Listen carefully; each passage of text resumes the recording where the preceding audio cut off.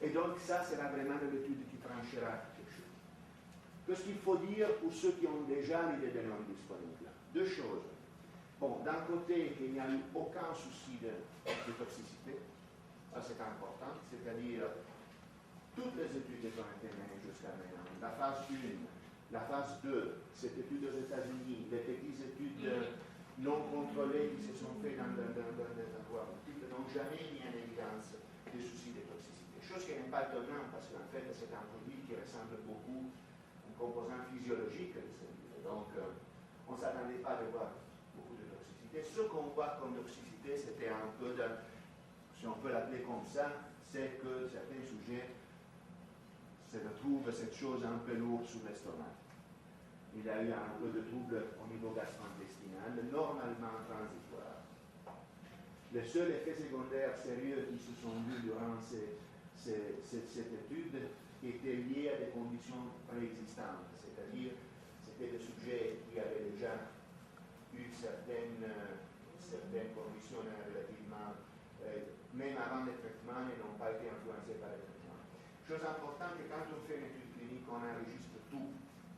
Parce qu'on ne sait pas si quelque chose est lié au médicament ou pas à l'avance. Donc, tout ce que se passe qui ne va pas bien chez un patient, même s'il tombe et se casse une jambe, doit être enregistré comme possible effet secondaire, adverse event. Donc, tout ce qu'il y a eu pendant cette étude n'a pas pu être attribué au médicament. D'accord? Donc, ça, je pense que c'est un point important. Oui. Pouvez-vous expliquer un peu, on parle de ceux qui ont une certaine sensibilité au lactose, que le composé caféinol dont on parle actuellement pourrait avoir une certaine action? Bah, écoutez, ça c'est un problème qui existe pas juste avec ces médicaments, avec beaucoup de médicaments. C'est important que quand on considère de prendre un médicament, il faut considérer aussi ce que sont les excipients, c'est-à-dire les substances qui sont utilisées pour confectionner les médicaments. Et il y a des médicaments, et donc si quelqu'un a une allergie à ça, évidemment ça peut constituer un problème. On n'a pas eu ces problèmes pendant cette étude, à ma connaissance, mais ça pourrait arriver. Je vous fais un exemple. Il y a un nouvel antiépileptique qui vient d'être commercialisé au moins en Belgique, qui s'appelle la cosamide, et cet antiépileptique, dans ses excipients, contient des dérivés du soja et des cacahuètes. Il y a des sujets qui sont allergiques au soja et aux cacahuètes. Ils ne peuvent pas prendre cet antiépileptique, même si la molécule pour eux ne poserait pas de problème. Donc, oui, ça c'est une chose à faire attention, mais honnêtement, ça il faut parler avec ceux qui font la manufacture de ces produits, et j'imagine que c'est inévitable à l'heure actuelle, avec la production actuelle du médicament. Est-ce que je peux demander s'il y a une contre-indication à la prise de lactase en comprimé si des problèmes se manifestent? Écoutez, moi je n'ai pas cette information. Je ne sais pas s'il y a eu des cas qui avaient ce type d'intolérance et qui ont pris ces comprimés et ont eu des problèmes. Je sais que des problèmes gastro-intestinaux ont été relativement fréquents, mais normalement ils se sont résolus. Ceci dit, donc il n'y a pas eu vraiment de gens ou dans lesquels ce problème a été attribué à ça. Je ne sais pas ce que s'est passé en Europe où le groupe était beaucoup plus large, parce que là l'étude est encore en cours. L'énorme majorité des patients est restée dans l'étude. Il y a eu, je crois, une toute petite minorité d'abandon qui était liée à des raisons multiples. Il y a eu deux grossesses, par exemple. On ne peut pas faire l'étude quand on est enceinte. Et là, il faudra, je pense, attendre la conclusion. Mais je pense que c'est très pertinent ce que vous dites. Oui. Donc, en conclusion, il n'y a pas de souci particulier de toxicité, et c'est un médicament qui donne une évidence, je ne dirais pas définitive, mais de toute façon relativement fort encourageante d'efficacité, et qui en absence d'autres traitements connus fait penser que, surtout pour les sujets plus, disons, moins avancés dans la maladie, qui gardent une certaine fonctionnalité, ça pourrait aider à la garder un peu plus longtemps. Et donc, mon avis personnel, je vous assure que ça, c'est pas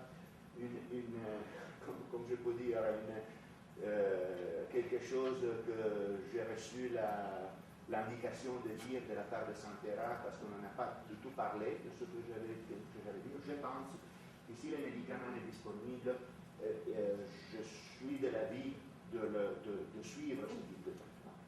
Parce que c'est vraiment le seul pour lequel nous avons un minimum d'évidence d'efficacité et beaucoup d'évidence de tolérabilité. Et il n'y a pas vraiment d'autre alternative dans ce sens-là. Je vais vous mentionner maintenant les autres choses qui sont à l'essai. Ça, c'est un médicament qui est ciblé sur ce problème du fer, de la mauvaise distribution du fer, qu'il y a trop de fer dans les mitochondries et peu de fer dans le reste de la cellule. Et ce fer est responsable, cet excès de fer dans les mitochondries est responsable de ce stress oxydatif.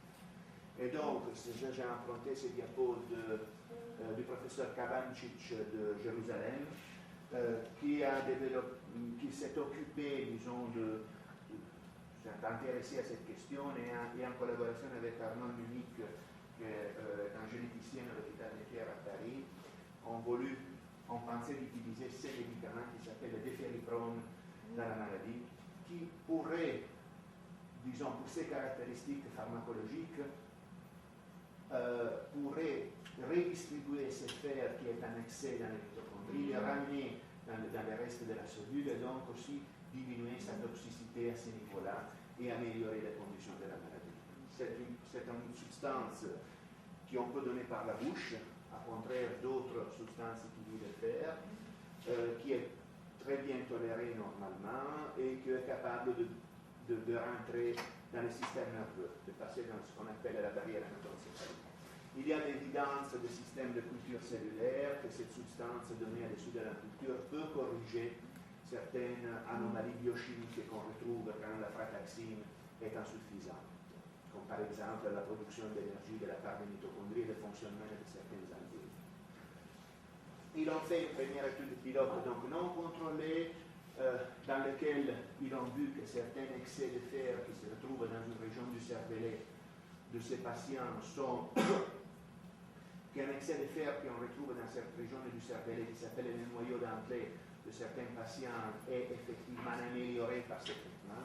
Et ils ont vu en utilisant toujours cette fameuse échelle ICAR, c'est qu'il y avait une légère amélioration. Ça, c'est du nouveau des adolescents, comme vous voyez, l'âge des patients est là. Mais c'était une étude sans placebo. Donc là, c'est vraiment impossible d'arriver en conclusion à ce moment. Là, c'est juste encourageant. Et ça a stimulé la mise en route d'une étude, par contre, faite selon les bons critères de Good Clinical Practice, et qui est sponsorisée par cette compagnie, qui est une compagnie qui est basée à Toronto, qui produit ces médicaments, et dans lequel on a voulu tester 3 doses différentes de ces médicaments chez un groupe qui était prévu d'être de 80 patients. Donc c'est encore ce qu'on appelle une phase 2, multicentrique. Il y a un centre ici au Canada, je crois, un centre en Ontario, un autre en Australie, et en Europe c'est donc nous, Paris, les Espagnols et Milan. Donc c'est 4 centres en Europe. Merci. Ici, il y avait par contre, avec ces molécules, il y avait des soucis de sécurité, parce que c'est une molécule qui, chez des sujets prédisposés, peut causer une baisse importante des globules blancs, et donc une perte de défense immunitaire qui peut les exposer à des infections qui peuvent être très, très graves. Et donc, pour cette raison, et pour des raisons qu'on avait vu que peut-être la dose plus élevée qui était prévue pouvait être trop élevée, en fait, et donner des effets un peu paradoxaux, on a décidé de diviser l'étude, disons, en 2 parties. Faire d'abord recruter un premier groupe de patients de 52, sur lesquels on commençait à tester les 2 doses plus faibles. Et puis finalement, si tout s'est passé bien ici au niveau sécurité, de commencer à recruter un deuxième groupe qui aurait pu recevoir aussi la dose plus élevée.